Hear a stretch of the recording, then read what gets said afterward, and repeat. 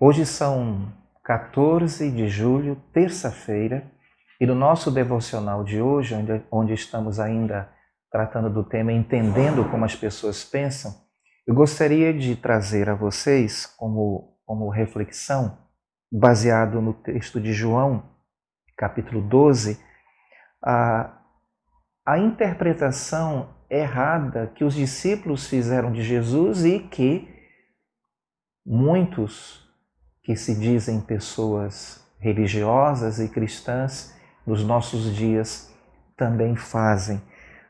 No capítulo 12 de João, nós vamos ler aqui a partir do versículo 12, que diz assim: No dia seguinte, ouvindo uma grande multidão que viera à festa, que Jesus vinha a Jerusalém, tomaram ramos de palmeiras e saíram-lhe ao encontro e clamavam: Hosana, bendito o Rei de Israel, que vem em nome do Senhor. E achou Jesus um jumentinho e assentou-se sobre ele. Como está escrito: Não temas, ó filha de Sião, eis que o teu rei vem assentado sobre o filho de uma jumenta. Os seus discípulos, porém, não entenderam isto no princípio. Mas quando Jesus foi glorificado, então se lembraram de que isto estava escrito dele e que isto lhe fizeram. Na sua entrada em Jerusalém, nos seus últimos dias na terra, como vimos aqui no texto, Jesus chegou montado em um jumento. Em vez de chegar à cidade com grande pompa, como seria normal para um rei, ele se serviu de um humilde meio de transporte para cumprir uma profecia. Ele queria deixar uma coisa bem clara. Ele era alguém com quem qualquer pessoa poderia se relacionar. Até mesmo João, o autor deste evangelho, o amigo mais chegado de Jesus, escreveu mais tarde a respeito desse evento, dizendo que não tinha entendido na ocasião. As pessoas, tanto daquela época quanto agora, têm a tendência de achar que Jesus, se ele tinha o poder de mudar o mundo, deveria ter planos drásticos para varrer toda a corrupção que havia no mundo. No entanto, Jesus parecia continuar a dizer às pessoas que o que elas precisam, na verdade, é de se relacionar com Deus. Eu quero trazer rapidamente o estudo de um caso para nós aprofundarmos no nosso raciocínio. Álvaro não se interessava por religião, especialmente pelo cristianismo. Para ele, Jesus era um rabino, um moralista, que se exibia como se possuísse uma virtude superior, tentando fazer as pessoas se sentirem culpadas se não agissem da maneira correta.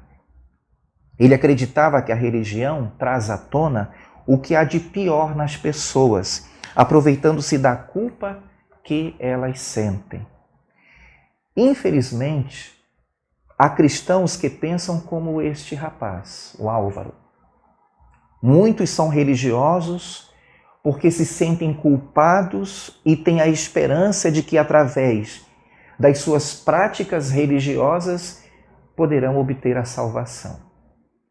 No entanto, as Escrituras nos dizem que é pela graça que nós somos salvos mediante a fé. E isto não vem de nós, é dom de Deus, não de obras, para que ninguém se glorie. Mas estas pessoas que têm este pensamento errado de que se envolvendo em atividades religiosas ou praticando boas obras vão obter a salvação, seguem rituais religiosos fazem contribuições financeiras e tentam viver uma vida religiosa para que se sintam melhor com relação a si mesmas.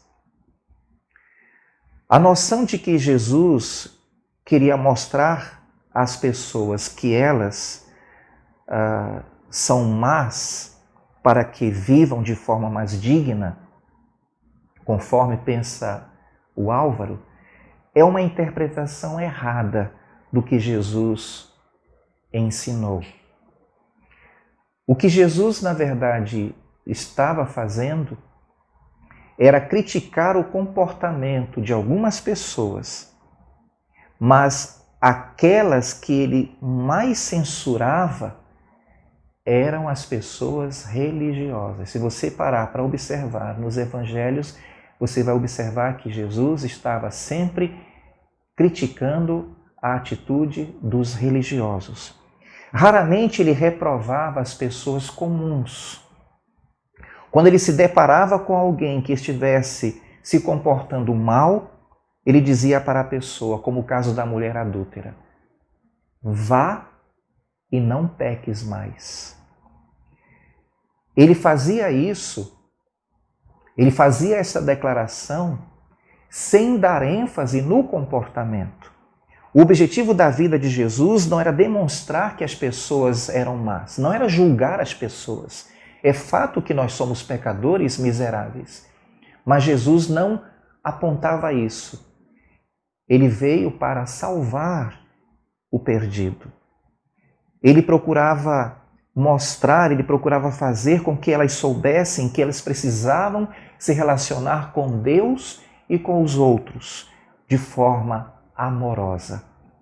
Ele acreditava que se reconhecêssemos essa necessidade básica, não desejaríamos agir de um modo nocivo, de um modo agressivo, de um modo violento. É fácil nos enganarmos ao interpretar o objetivo da vida de Jesus se encararmos a nossa missão como um dever moral. Se acreditarmos que Jesus considerava as pessoas fundamentalmente más e precisavam de ser moralmente libertadas através de princípios religiosos. O objetivo da vida de Jesus não era fazer com que tivéssemos mais moralidade, e sim nos tornarmos pessoas mais amorosas em nossos relacionamentos. A lição central que eu posso destacar aqui, irmãos, é que a boa moralidade se origina nos relacionamentos. Se eu, de fato, reconheço Jesus Cristo como meu Senhor e Salvador e inicio um relacionamento de intimidade com Ele, eu vou ser afetado no meu caráter. Eu serei transformado. E, consequentemente, eu passaria a ter um relacionamento saudável com as pessoas com quem eu convivo. Meu cônjuge, meus filhos, meus pais, meus parentes, meus amigos, meus irmãos na igreja e o mundo perdido. A minha missão, a sua missão, é espelharmos o caráter de Cristo aqui na terra. Eu desejo a todos vocês um excelente dia na presença do Senhor.